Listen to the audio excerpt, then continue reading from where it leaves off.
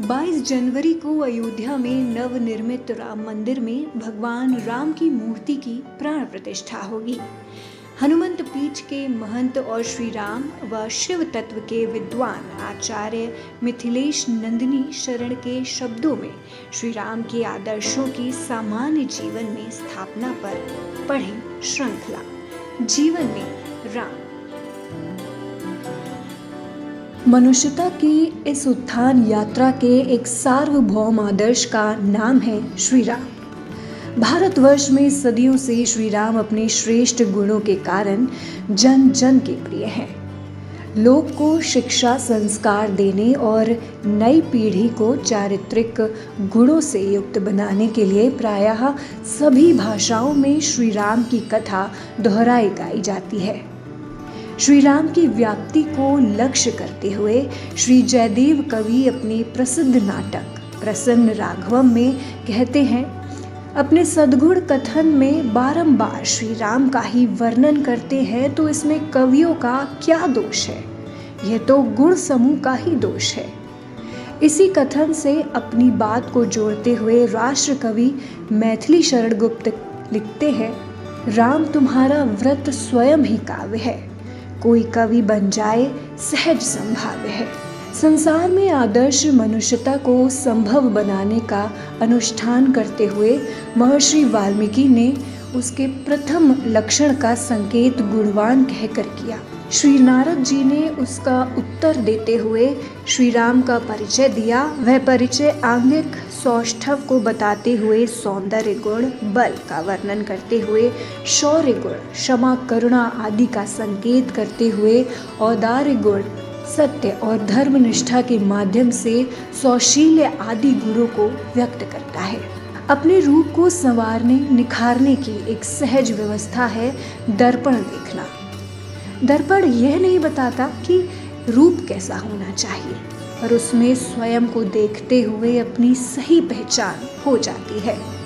मानव चरित्र श्री राम में अपना प्रतिबिंब देख सकता है और इस प्रकार अपने को स्वरूप के अनुरूप संवार सकता है। श्री राम के चरित्र का ध्यान करते हुए उनके चारित्रिक गुण कई आयामों में स्पष्ट होते हैं। महाराज दशरथ श्री राम को पुत्र के रूप में देखते हैं। आज्ञाकारी और सत्यनिष्ठ संतान की भूमिका में श्री राम अद्वितीय हैं। कहा गया है कि जो अपने आचरण से पिता को संतुष्ट करे वही सच्चा पुत्र है। श्री राम के आचरण पर महाराज दशरथ गर्व करते हैं। श्री राम को युवराज बनाने का उनका संकल्प भी गुणों पर केंद्रित है। वाल्मीकि रामायण के अनुसार दिव्य गुणों से युक्त, पराक्रमी, भाइयों में ज्येष्ठ और श्रेष्ठ आचरण से युक्त मंत्रिमंडल के प्रिय और प्रजा के हितैषी श्री राम को महाराज दशरथ ने राजगद्दी देने का विचार किया। पिता के वचनों की रक्षा के लिए वन गमन का प्रसंग उपस्थित होने पर विमाता कैकेयी का सारा षड्यंत्र समझते हुए भी कहीं मर्यादा का अतिक्रमण नहीं करते।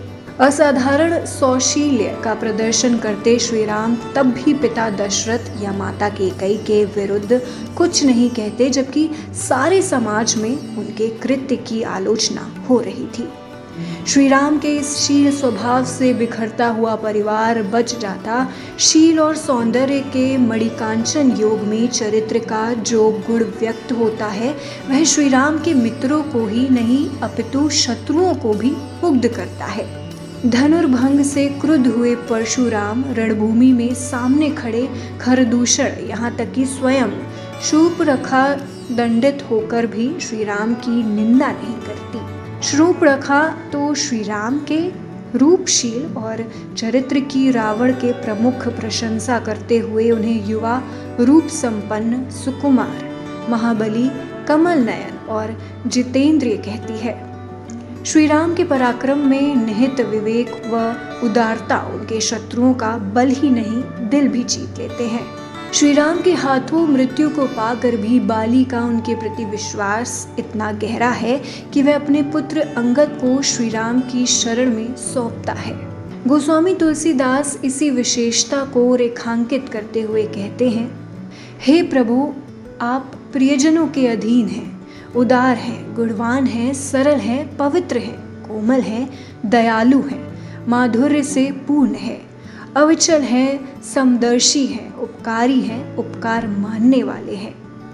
निष्कर्षतः आप स्वाभाविक रूप से समस्त दिव्य गुणों के सागर हैं। श्री राम के दिव्य गुणों का सतत चिंतन मनुष्य में इन गुणों का स्वाभाविक विकास करता है। इसलिए श्री रामचरित की मंगलमयी धारा भारत में युगों से प्रवाहित है।